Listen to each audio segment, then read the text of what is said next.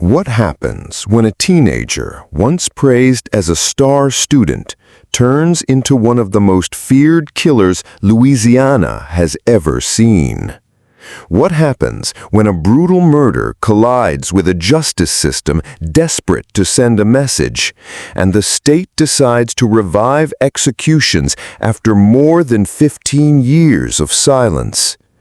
Tonight, we're stepping into a case that stunned New Orleans, shook the courts for decades, and ended in one of the most controversial executions in American history.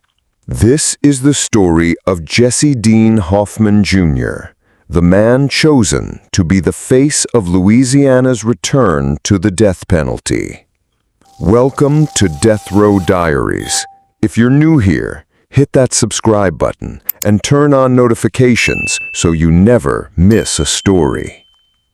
It was November 26, 1996, just one day before Thanksgiving. Downtown New Orleans was alive with its usual mix of jazz spilling into the streets, office workers rushing home, and the smell of roasted coffee beans drifting from corner cafes. For 28-year-old Molly Elliott, an advertising executive, it was just another busy evening at work. She left the office late, probably tired, but looking forward to the holiday. What Molly didn't know was that her night and her life was about to end in the most brutal way imaginable.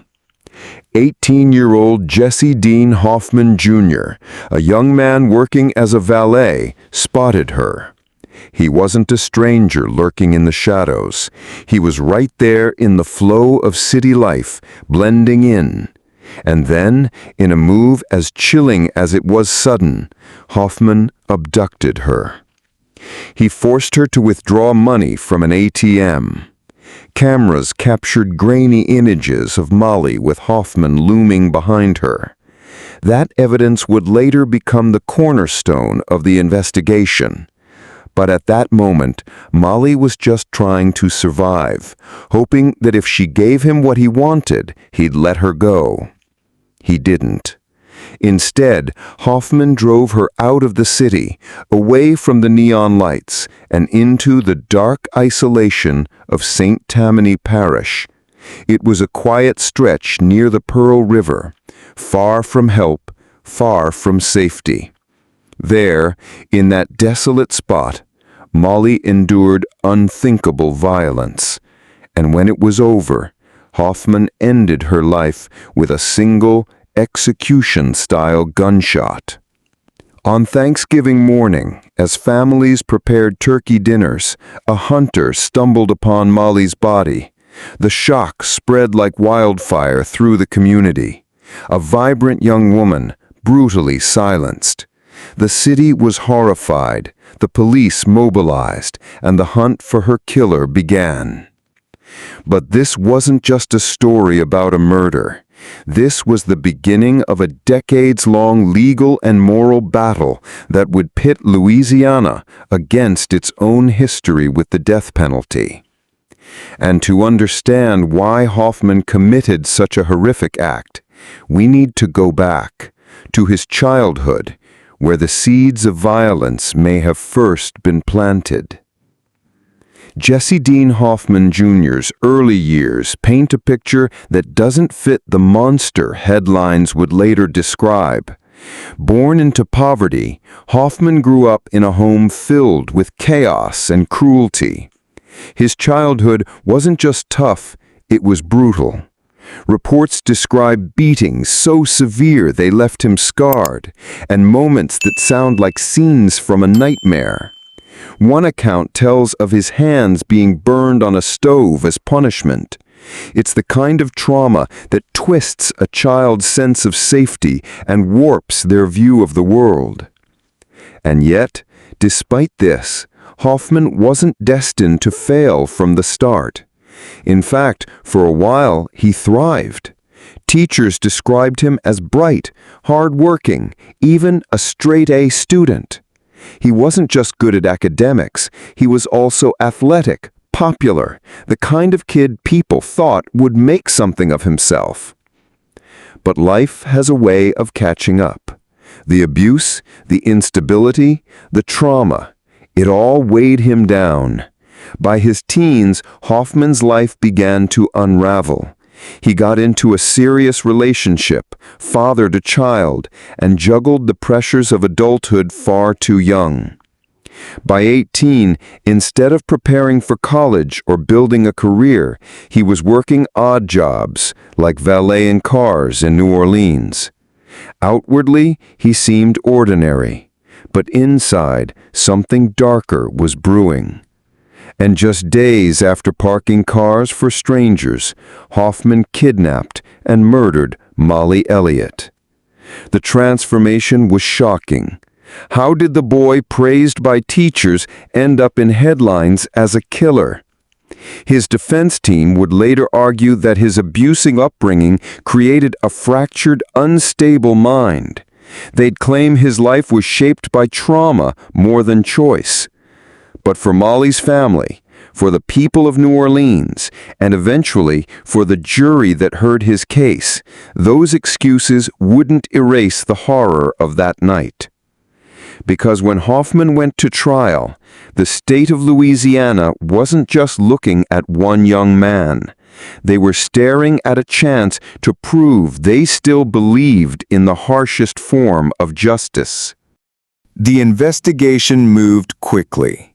ATM receipts and surveillance photos linked Hoffman directly to Molly. It wasn't speculation, it was hard evidence. Within days, he was arrested. At trial in 1998, Hoffman's defense scrambled for a strategy. First, they claimed Molly had voluntarily gone with him. They even suggested intimacy was consensual, painting a picture that flew in the face of everything investigators uncovered. When that failed, Hoffman shifted again, claiming another man was involved, that he wasn't the real killer. Later, he told a different story, that the gun fired accidentally. The jury didn't buy it, not one version. The prosecution laid out a chilling timeline: abduction, forced ATM withdrawal, assault, murder, cold, deliberate, brutal. And when it came time for sentencing, Hoffman's lawyers begged for mercy. They pointed to his abusive childhood, the years of suffering he endured before he ever hurt anyone. They argued he wasn't a monster, just a broken man shaped by cruelty. But the jury saw something else: a young woman, full of life, stolen from her family in the most horrifying way. In June 1998, Hoffman was convicted of first-degree murder. And in September, the jury handed down the ultimate punishment: death. For Louisiana, this was more than a verdict. It was a statement. At the time, the state had slowed its executions, but with Hoffman's case, the machinery of death roared back to life. Yet a death sentence doesn't mean immediate execution. In fact, for Hoffman, it was just the beginning of a 2-decade battle through the courts. When a death sentence is handed down, the courtroom drama doesn't end. It shifts into years, sometimes decades of appeals, motions, and legal warfare. For Hoffman, this would stretch on for more than 20 years. His attorneys filed appeal after appeal, challenging the fairness of the trial, the competence of his defense, the racial makeup of the jury, and the constitutionality of his sentence. In 2012, Hoffman joined a lawsuit challenging Louisiana's lethal injection protocol. At the time, drug shortages across the United States were forcing states to scramble for new ways to carry out executions. Louisiana, like many others, was caught in the middle of a pharmaceutical crisis. The lawsuit argued that the state's methods were unreliable, even torturous. For years, those appeals kept Hoffman alive. Each hearing, each delay bought him more time. Meanwhile, Louisiana quietly became one of the states with the longest pause on executions, a 15-year unofficial moratorium. Hoffman spent those years in Angola prison, one of the most infamous penitentiaries in America. Behind bars, he aged, wrote letters, and kept fighting for his life. His son, born shortly after his arrest, grew up without him. But all those years of legal wrangling couldn't hold back the inevitable forever. Because in 2024, Alabama did something shocking. They carried out the nation's first execution using nitrogen gas, a method long theorized but never tried. And that single event would change everything for Hoffman. Louisiana was about to revive its death penalty, and Hoffman would be the first in line. Before we continue, I want to hear what you think. Should a person's abusive childhood be considered when deciding between life and death? Drop your thoughts in the comments. I read every single one. And if you're finding this story gripping, hit that like button so more people can discover the channel. By 2024, Christopher Hoffman had been sitting on Louisiana's death row for more than 20 years. His appeals had dragged through every level of the legal system, but nothing had overturned his sentence. For years, he had one quiet ally: the state's inability to carry out executions. Louisiana hadn't executed anyone since 2010. Drug shortages, court battles, and political hesitation had combined to create what was, in effect, a moratorium on the death penalty. For condemned inmates, it meant an endless waiting game. Some hoped they'd die of natural causes before the state ever got around to killing them. But then Alabama made history. In January 2024, it executed Kenneth Smith using nitrogen hypoxia, suffocation through pure nitrogen gas. The state claimed it was humane, quick, and painless, but witnesses described something very different: minutes of shaking, gasping, and convulsions. The images spread fast, fueling outrage and fascination in equal measure. Louisiana's leaders saw it as an opportunity. Governor Jeff Landry, a staunch supporter of capital punishment, pushed to bring nitrogen hypoxia to his state. In 2025, lawmakers approved it, ending the unofficial 15-year pause on executions. And the first name on the list? Christopher Hoffman. He wasn't alone. 2 others were also scheduled. But Hoffman's case, with its shocking crime and long legal saga, became the center of national attention. Hoffman's lawyers fought back, calling nitrogen hypoxia an untested, cruel experiment.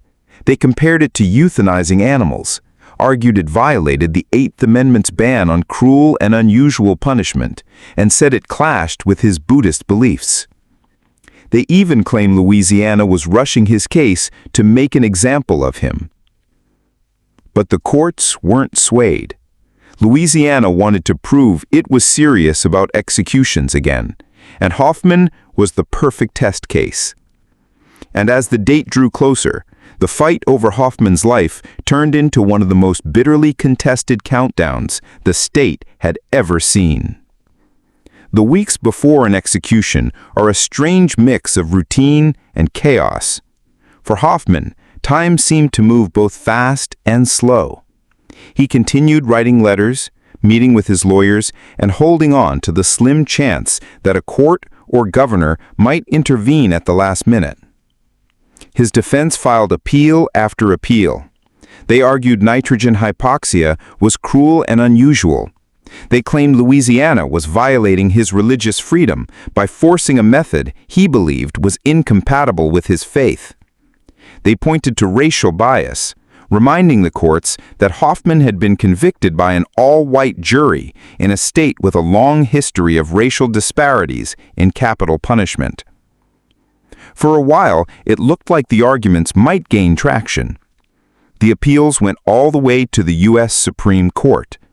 But in a 5-4 decision, the justices refused to intervene. The ruling was razor-thin, a sign of just how divisive the issue had become at the highest level of law. Outside the prison walls, protests grew louder. Anti-death penalty activists marched with candles and signs, chanting for mercy. Some carried photos of Hoffman, others of Molly Elliott, the victim whose death had sparked the case nearly 30 years earlier. Perhaps the most surprising plea came from within Molly's own family. Her sister-in-law publicly asked Governor Landry to stop the execution, saying Hoffman's death wouldn't bring Molly back and wouldn't heal the wound left behind. She argued that true justice would be letting him live out his days behind bars, forgotten, not turned into a political spectacle. But the governor wasn't moved. He said the people of Louisiana had waited too long for justice, and Hoffman's execution would deliver it. For Hoffman's wife, who had married him while he was in prison, the countdown was unbearable. She released a statement calling the scheduled execution senseless and begged people to see the man he had become, not just the boy who committed a terrible crime at 18. But the clock ticked down. March 18th, 2025 was set, and no one, not lawyers, not family, not protesters, could stop what was coming. And when the day finally arrived, Louisiana witnessed something it hadn't seen in more than a decade: a man being put to death. The morning of March 18, 2025 began like any other at Angola prison. But for Christopher Hoffman, it was the last sunrise he would ever see. Inmates on death row often choose a final meal, sometimes extravagant, sometimes simple. Hoffman refused. Maybe it was defiance, maybe acceptance, but when the guards came to ask, he said no. That evening, just after 6 p.m., he was escorted into the execution chamber. The room was stark, clinical, with a glass window separating him from witnesses on the other side. Among them were journalists, lawyers, activists, and members of Molly Elliott's family. Hoffman was strapped into a chair designed for nitrogen hypoxia. A mask was fitted tightly over his face, sealing out oxygen. Unlike lethal injection, there were no needles, no IV bags, just a mask and invisible gas. When asked for final words, Hoffman said nothing. He stared ahead, silent, refusing to give the state or the spectators any closure. Then the gas was released. For nearly 20 minutes, witnesses watched as Hoffman's body reacted. He convulsed, shook, and gasped, fighting for breath that would never come. Some described it as haunting, a scene that would stay with them forever. Others insisted it was peaceful compared to lethal injection. At 6:50 p.m., the doctor declared him dead. Louisiana had carried out its first execution in 15 years, and its first using nitrogen hypoxia. But even in death, Hoffman's story wasn't over, because the debate that followed was louder and more divided than ever before. The reactions were immediate. Governor Landry praised the execution, calling it justice finally delivered for Molly Elliott and her family. He promised Louisiana would continue scheduling executions, suggesting Hoffman's death was only the beginning. Hoffman's lawyers called it barbaric. They said the state had used his client as a guinea pig for a cruel experiment. His wife sobbed in a press conference, insisting he had changed, that he had found peace in Buddhism, and that killing him accomplished nothing. Molly's husband, who had lived nearly 30 decades without her, said the execution brought a strange mix of emotions. He admitted it wasn't closure because nothing could erase the pain of losing her, but it did bring a kind of finality. "At least now," he said quietly, "the waiting is over." The public remained sharply divided. Some saw Hoffman's death as long overdue justice, a message that Louisiana wouldn't tolerate such brutality. Others saw it as proof that the death penalty was broken, more about politics than fairness. Debates raged on social media, on talk shows, in the legislature. Was nitrogen hypoxia humane or horrifying? Did Hoffman deserve mercy after decades on death row, or was his execution the only answer for Molly's stolen life? One thing was certain: Christopher Hoffman's case had reopened a national conversation about capital punishment, a conversation that isn't ending anytime soon. Christopher Hoffman's life began in pain, spiraled into violence, and ended in a cloud of nitrogen gas. He was just 18 when he killed Molly Elliott, and nearly 47 when Louisiana ended his life. For nearly 30 years, his name haunted courtrooms, fueled protests, and symbolized the clash between justice and mercy. But in the end, Louisiana made its choice, and Hoffman's death became more than just the story of one man. It was a turning point, the moment the state stepped back into the business of executions after a long silence. Was it justice? Was it cruelty? Or was it something in between, a grim reminder of how messy the pursuit of justice can be? That's the question his story leaves behind. What do you think? Was Christopher Hoffman's execution justice served, or just another chapter in a broken system? Let me know in the comments below. Your perspective matters. And if you want more stories like this, don't forget to subscribe to Death Row Diaries.